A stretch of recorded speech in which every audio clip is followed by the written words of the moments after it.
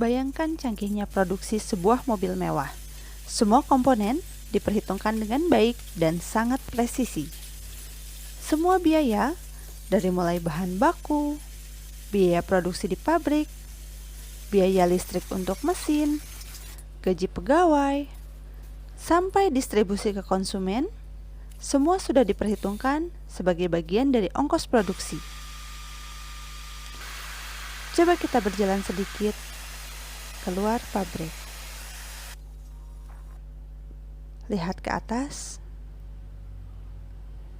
lihat ke bawah, lihat ke samping. Inilah yang disebut dengan eksternalitas. Eksternalitas adalah efek samping dari suatu tindakan pihak tertentu kepada pihak lainnya. Terdapat dua tipe eksternalitas, yaitu eksternalitas positif dan eksternalitas negatif. Eksternalitas positif adalah dampak produksi atau konsumsi yang menguntungkan pihak ketiga, sedangkan eksternalitas negatif adalah dampak produksi atau konsumsi yang merugikan pihak ketiga. Pihak ketiga ini tentu saja maksudnya adalah pihak yang tidak terlibat dalam proses transaksi. Kasus limbah pabrik mobil merupakan contoh eksternalitas negatif. Sekarang, coba kita jalan-jalan sedikit ke Bandung Timur. Mulai dibangun pada September 2015, kawasan perumahan Summarecon Bandung menjadi salah satu kawasan perumahan elit di Kota Bandung. Mulai dijual dengan harga 2 miliar per unit, saat ini harga rumah di sana mencapai 8 miliar per unit dengan daftar panjang waiting list untuk calon pembeli. Adakah dari kalian yang pernah berkunjung ke sana sebelum Summarecon dibangun? Sebelum pembangunan, wilayah di sana didominasi oleh tegalan, sawah, dan mayoritas lahan-lahan kosong. Harga tanah di sana berkisar antara Rp250.000 sampai Rp500.000 per meter persegi. Semenjak pembangunan oleh Summarecon, harga tanah di sekitar lokasi pembangunan mengalami kenaikan yang cukup signifikan. Dalam kurun waktu 4 tahun terakhir, harga tanah di sekitar Summarecon bisa mencapai 2 juta hingga 3 juta rupiah per meternya. Kenaikan harga tersebut menjadi contoh adanya eksternalitas positif dari pembangunan perumahan Summarecon di wilayah Bandung Timur. Warga pemilik lahan di sekitar lokasi pembangunan tentu menikmati kenaikan harga lahan yang cukup signifikan. Dan tentu saja, kenaikan harga lahan itu pasti menguntungkan untuk mereka. Sekarang kita masuk ke tipe eksternalitas berdasarkan penyebabnya. Pertama adalah efek samping dari proses produksi ke produsen lainnya. Sebagai contoh adalah limbah dari suatu pabrik yang mencemari saluran irigasi. Petani sebagai produsen akan terkena dampak negatif karena sawah yang dimiliki menjadi tidak produktif, bahkan mungkin bisa juga jadi gagal panen. Ada juga eksternalitas positif dari produsen ke produsen. Misal, PKL-PKL yang berjualan aneka makanan dan minuman bersebelahan. Hal ini akan menarik konsumen lebih banyak karena konsumen jadi punya banyak pilihan. Bahkan bisa jadi beli makanan dari satu PKL, lalu beli juga minuman dari PKL lainnya. Film dokumenter ini merupakan salah satu contoh yang menceritakan sisi negatif dari sisi pembangunan dan upgrading teknologi. Jadi, kalau yang belum nonton, tonton dulu ya. Dampak pembangunan negatif dari tambang batu bara terhadap lingkungan merupakan salah satu contoh eksternalitas negatif dari produksi ke konsumen. Begitupun dengan dampak negatif dari produksi listrik yang mengakibatkan banyak warga sekitar PLTU batubara terkena kanker paru-paru.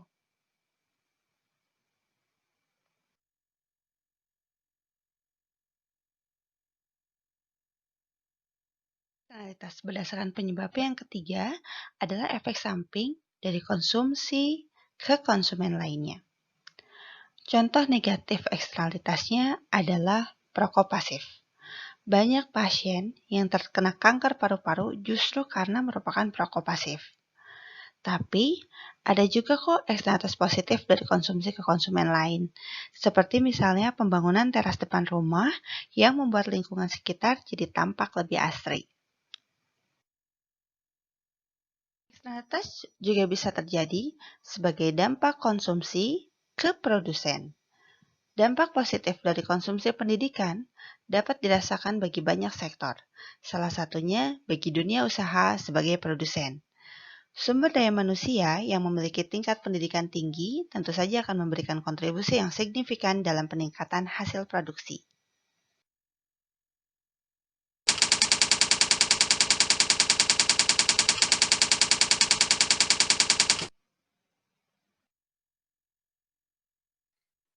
Ketemu lagi deh sama si kurva ini.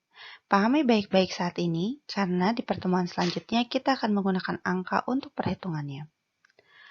Pada pasar yang efisien, akan terbentuk kurva penawaran yang terbentuk dari marginal private cost, yaitu biaya tambahan yang diperlukan untuk tambahan satu unit produk yang dihasilkan. Marginal cost muncul karena adanya perluasan produksi yang dilakukan perusahaan dalam rangka menambah jumlah produk yang dihasilkannya. Di sisi lain, pasar yang efisien juga akan membentuk kurva permintaan. Kurva permintaan terbentuk dari marginal private benefit atau keuntungan marginal, yaitu tambahan manfaat yang diterima karena tambahan unit produk atau jasa yang dikonsumsi. Perubahan marginal private benefit tergantung pada kepuasan dan tingkat kebutuhan seseorang dari setiap produk atau jasa yang dihasilkan. Pasar yang efisien kemudian akan membentuk equilibrium pasar, yaitu ketika kuantitas yang diminta sama dengan kuantitas yang dipasok. Pada titik ini, konsumen dan produsen sepakat tentang harga dan kuantitas. Kenapa sepakat? Karena di titik itu, konsumen memperoleh kuantitas barang pada harga di mana mereka bersedia dan mampu untuk membayar. Sedangkan produsen menawarkan kuantitas di harga di mana mereka bersedia dan mampu untuk menerima. Dalam pasar, selain marginal cost dan marginal private benefit, kita juga mengenal istilah marginal social cost atau marginal biaya sosial dan marginal social benefit atau marginal keuntungan sosial. Jika marginal private cost merupakan biaya yang terkait dengan proses produksi sampai keuntungan yang dibuat oleh produsen, maka marginal social cost adalah keseluruhan biaya proses produksi dan keuntungan ditambah juga dengan biaya keseluruhan yang harus ditanggung oleh masyarakat di luar pembeli dari setiap penambahan produksi satu unit barang. Maksudnya gimana? Kok masyarakat ikut menanggung biaya produksi? Jadi, dalam pasar yang efisien, marginal private cost akan sama dengan marginal social cost, sehingga tidak ada biaya di luar ongkos produksi dan margin yang ditanggung oleh masyarakat di luar proses produksi. Kemudian, kita juga mengenal istilah marginal social benefit, yaitu manfaat total yang diperoleh masyarakat secara keseluruhan, baik itu manfaat yang diterima oleh individu yang terlibat dalam transaksi dan juga oleh masyarakat secara keseluruhan dari produksi atau konsumsi barang atau jasa di setiap penambahan satu unit barangnya. Ketika eksternalitas terjadi, marginal private cost dan marginal private benefit itu tidak sama dengan marginal social cost dan marginal social benefit. Jadi, ada sebagian biaya yang ditanggung oleh pihak ketiga di luar pembeli dan penjual. Hal ini tentu menyebabkan ketidakefisienan dalam pasar. Sekarang kita masuk ke eksternalitas dalam proses produksi. Eksternalitas dalam proses produksi terdiri dari eksternalitas positif dan juga eksternalitas negatif.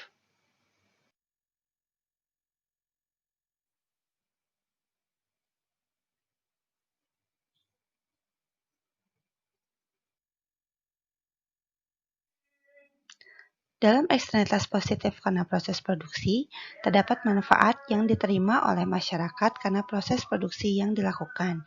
Hal ini menyebabkan marginal social cost yang seharusnya terjadi itu lebih rendah daripada marginal private cost yang ditawarkan oleh perusahaan. Nah, hal ini menyebabkan terdapat manfaat eksternal yang diterima oleh masyarakat, sehingga masyarakat menginginkan jumlah barang yang lebih banyak, sehingga menggeser permintaan dari titik Q1 ke titik Q2. Pada saat permintaan bergeser ke titik Q2, maka kuantitas produksi juga akan bergeser ke titik D dan menyebabkan harga naik ke titik P2.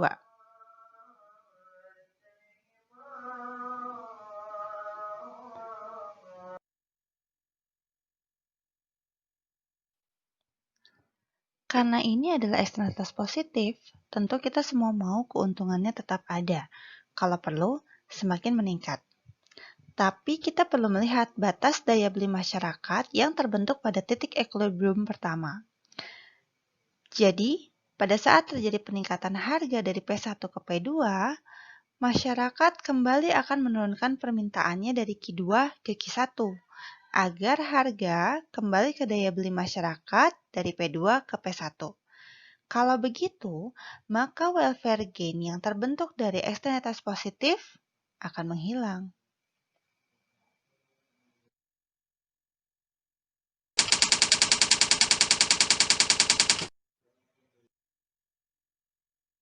Agar welfare gain tetap dapat diperoleh, caranya adalah dengan melakukan internalisasi eksternalitas melalui subsidi ke produsen agar harga barang tetap sesuai daya beli masyarakat dan permintaan barang juga tetap tinggi.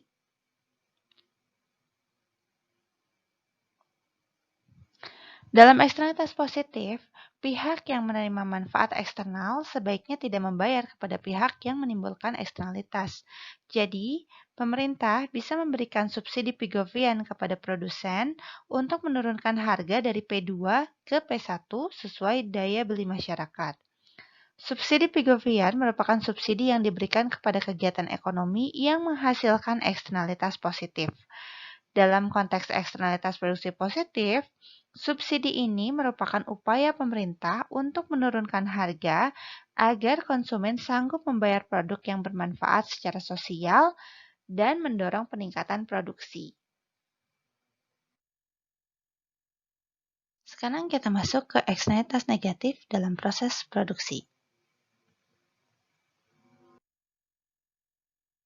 Eksternalitas negatif yang terjadi di proses produksi, terdapat biaya yang harus ditanggung oleh masyarakat. Kita menyebutnya sebagai marginal external cost. Biaya ini seharusnya ditambahkan dengan marginal private cost, sehingga menghasilkan marginal social cost, yaitu total biaya keseluruhan dari penambahan marginal private cost ditambah marginal external cost. Hal ini menyebabkan kurva penawaran yang seharusnya ada di pasar adalah kurva marginal social cost. Jika demikian, maka titik equilibrium juga akan berada di titik D. Pada titik D, terjadi peningkatan harga dari yang sebelumnya berada di P1 menjadi ke P2. Dan juga terjadi pergeseran kuantitas dari Q1 menurun menjadi Q2. Tapi pada kenyataannya, biaya yang harus ditanggung masyarakat atau marginal external cost ini tidak dimasukkan ke dalam biaya produksi, sehingga kurva penawaran yang ada di pasar masih tetap kurva marginal private cost sebelumnya. Jadi titik equilibriumnya tetap di titik E. Hal ini kemudian memunculkan terjadinya deadweight welfare loss atau pengurangan surplus konsumen karena ada biaya yang tidak dimasukkan ke dalam biaya produksi secara keseluruhan.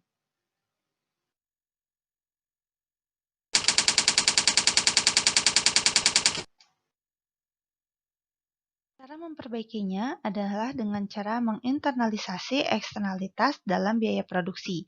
Jadi, kurva marginal private cost bergerak menjadi marginal social cost. Hal ini akan menggeser harga dari P1 menjadi P2 atau jadi lebih mahal karena memasukkan biaya keseluruhan yang ditanggung oleh masyarakat. Secara otomatis, hal ini juga akan menggerakkan Q1 ke Q2, sehingga akan terbentuk kembali pasar yang efisien.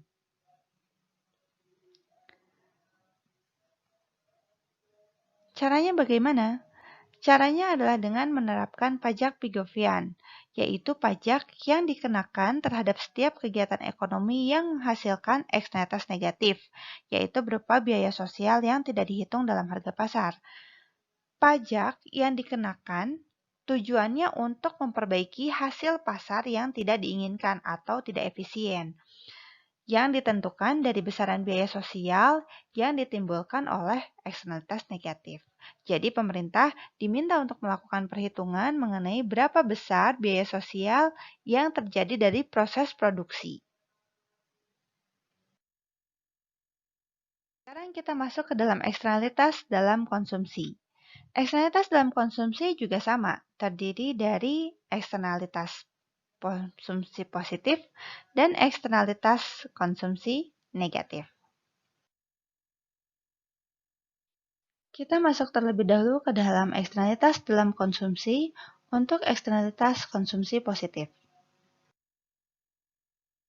Eksternalitas positif karena proses konsumsi, manfaat yang diterima oleh masyarakat melebihi marginal private benefit dari proses konsumsi tersebut. Jadi, kurva marginal social benefit berada di atas kurva marginal private benefit. Hal ini menyebabkan permintaan meningkat dari Q1 ke Q2 karena masyarakat menilai bahwa harga yang ditawarkan oleh pasar lebih rendah dibandingkan penilaian mereka. Pada pasar yang efisien, peningkatan permintaan dari Q1 ke Q2 tentu juga akan menyebabkan peningkatan harga dari P1 ke P2 sehingga harganya naik.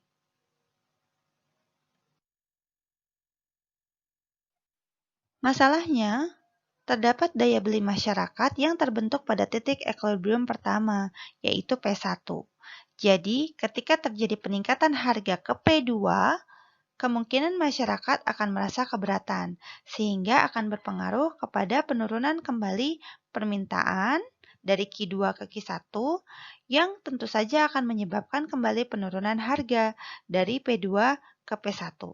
Jadi, masyarakat dan pasar akan kembali ke titik equilibrium yang pertama, yaitu E. Padahal, karena ini adalah eksternalitas positif, tentu kita semua ingin ada banyak kan? Sehingga tidak ingin titik D ini menghilang.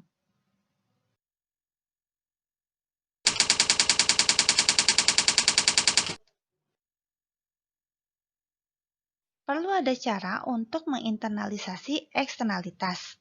Dalam hal ini, bisa diberikan dengan cara memberikan subsidi pada produsen untuk menurunkan harga agar P2 kembali ke P1.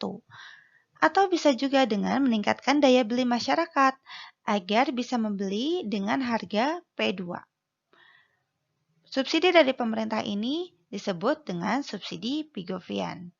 Tujuannya adalah agar jumlah barang yang diproduksi tetap pada jumlah Q2. Jadi, semua orang happy.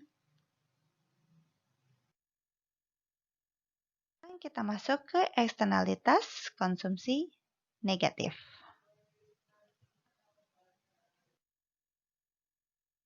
Dalam eksternalitas negatif akibat konsumsi, terdapat beban biaya sosial yang dibebankan ke masyarakat karena konsumsi barang atau jasa tersebut. Hal ini menyebabkan terjadinya pergeseran manfaat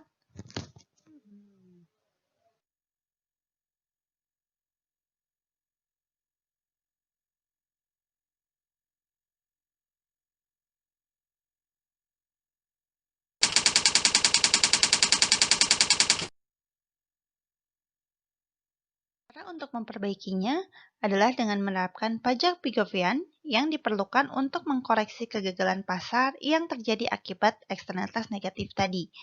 Caranya adalah dengan menerapkan pajak agar harga jual tetap tinggi.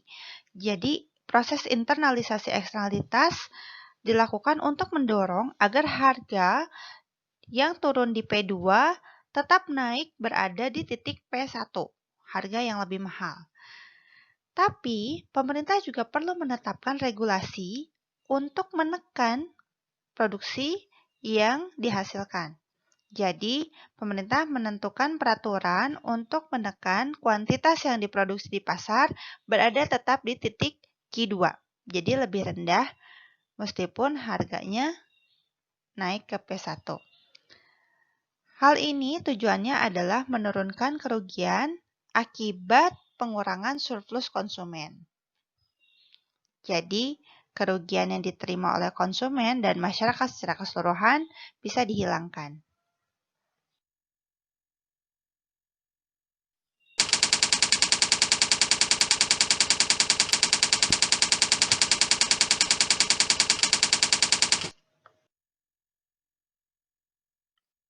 Sebagian besar pajak Pigovian terkait dengan penentuan besaran pajak dan cara penerapannya. Pigo dan Friedrich Hayek menunjukkan bahwa pemerintah dapat diasumsikan bisa menentukan besaran biaya sosial marginal dari eksternalitas negatif maupun ketepatan menentukan besaran subsidi untuk eksternalitas positif. Tapi, mengubah besaran jumlah biaya atau manfaat sosial itu menjadi nilai yang berupa uang merupakan salah satu kelemahan dari pajak Pigovian. Kita bayangkan seperti ini. Ada sekelompok warga yang menderita radang paru-paru. Lokasi rumahnya berada dekat dengan PLTU batubara. Apakah bisa serta-merta dihitung ganti rugi akibat asap dari PLTU terhadap warga? William Baumol menyatakan bahwa pengukuran biaya sosial hampir tidak mungkin tepat dikuantifikasikan karena sifatnya yang kualitatif dan abstrak, serta banyak juga faktor-faktor lain yang mungkin mempengaruhi. Nah, Ronald Coase berpendapat bahwa semua biaya sosial bersifat timbal balik. Jadi, setelah pajak ditetapkan, hasil besaran pajak tersebut tidak boleh diubah. Selain itu, Hayek juga berpendapat bahwa faktor-faktor kebijakan politik lain dapat mempersulit pelaksanaan pajak Pigovian. Jadi, bisa aja terjadi lobby-lobby politik yang akan mempengaruhi besaran kuantifikasi uang yang dianggap bisa merefleksikan kerugian yang terjadi akibat eksternalitas negatif maupun subsidi yang diperlukan untuk mendorong eksternalitas positif. Kita masuk terlebih dahulu ke teorema Coase. Teorema Coase ini menyatakan kalau pelaku-pelaku ekonomi, baik itu pribadi atau swasta, dapat mengatasi sendiri masalah eksternalitas yang muncul di antara mereka. Terlepas dari distribusi hak pada awalnya, pihak-pihak yang berkepentingan selalu berpeluang mencapai kesepakatan yang menguntungkan semua pihak dan merupakan pemecahan yang efisien di antara mereka.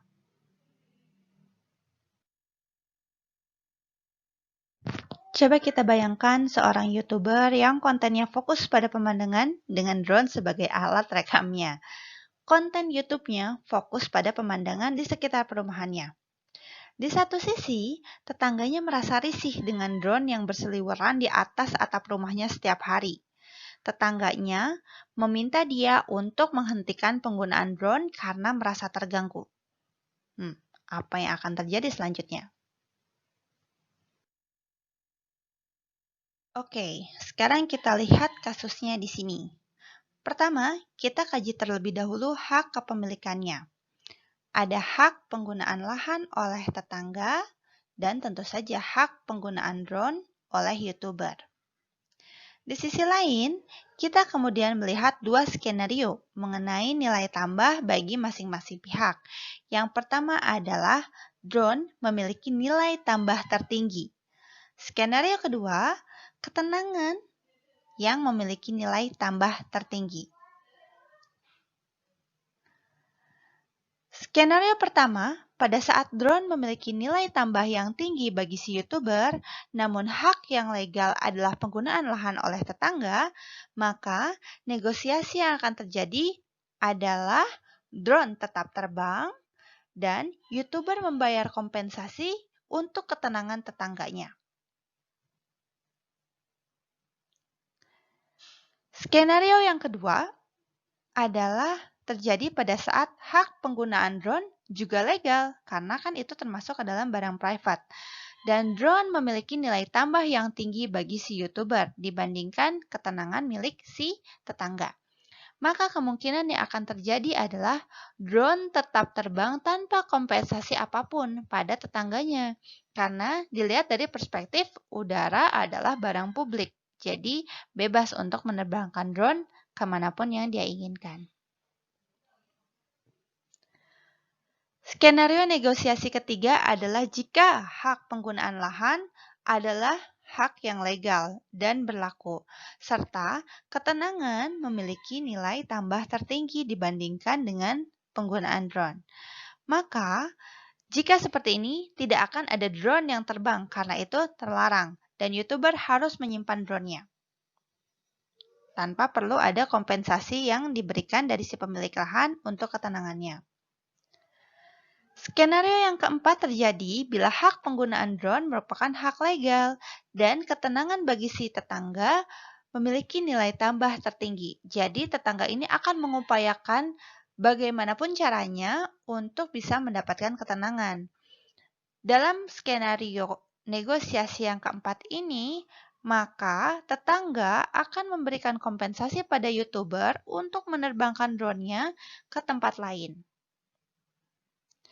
Keempat skenario ini merupakan bentuk negosiasi yang bisa dilakukan untuk mencapai kesepakatan dalam eksternalitas negatif penggunaan drone. Tapi, bagaimana kalau hak kepemilikan dan nilai manfaatnya tidak jelas? Dalam hal ini, tentu saja pengadilan yang harus mengalokasikan hak untuk memaksimalkan nilai bersama sebagai bagian juga dalam proses negosiasi. Sepertinya too good to be true, karena ternyata teorema kuasa juga memiliki beberapa kelemahan. Yang pertama adalah biaya transaksi yang sangat besar. Tadi contohnya hanya terjadi antara pemilik drone dan juga satu orang tetangganya. Bayangkan ketika si YouTuber ini berkaitan dengan jutaan pemilik lahan tetangganya. Berapa besar kompensasi yang mungkin harus dia keluarkan? Tentu itu tidak akan efektif dan efisien. Padahal dia juga punya hak untuk menerbangkan drone-nya dan mendapatkan konten-konten YouTube yang baik. Yang kedua adalah tidak semuanya bersedia membayar. Meskipun nilai tambah yang diberikan itu tinggi, namun bisa jadi dia tidak juga serta-merta bersedia membayar untuk menggantikan kompensasinya. Jadi, apakah nilai objektif yang disepakati bersama itu sama? Kemudian, apakah kemudian transaksi dan negosiasi yang terjadi ini bisa dilihat dalam transaksi pasar? Karena kalau tidak, yang tetap terjadi adalah konflik yang berkepanjangan. Negosiasi tidak berhasil. Kemudian juga bisa jadi ada penilaian pengadilan yang salah. Hal ini terkait dengan bagaimana norma-norma yang berlaku di masyarakat. Apakah kemudian kearifan lokal juga dipertimbangkan atau tidak? Seperti misalkan penggunaan drone.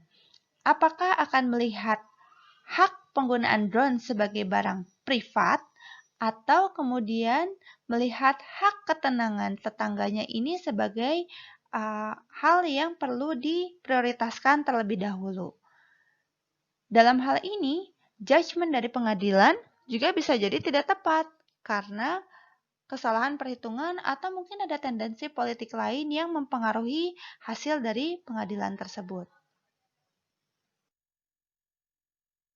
Inilah pembahasan mengenai eksternalitas dan juga teorema kuase. Silahkan dibaca dan dipelajari daftar pustaka yang terlampir ini untuk memahami lebih mendalam. Sampai ketemu di sinkronus virtual. Dadah!